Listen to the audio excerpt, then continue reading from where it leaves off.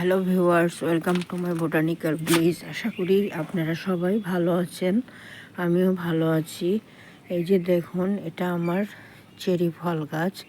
দেখতেই পাচ্ছেন থোকায় থোকায় চেরি ধরেছে।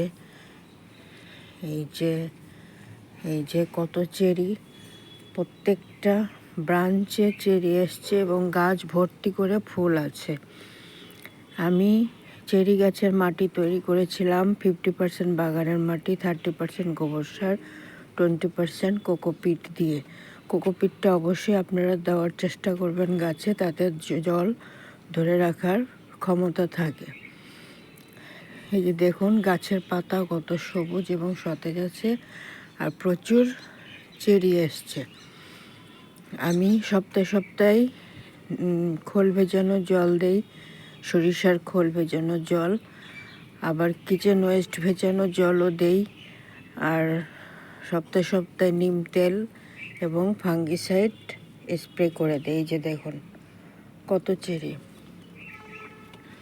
ছাদ বাগানে খুব সহজেই চেরি গাছ করা যায়।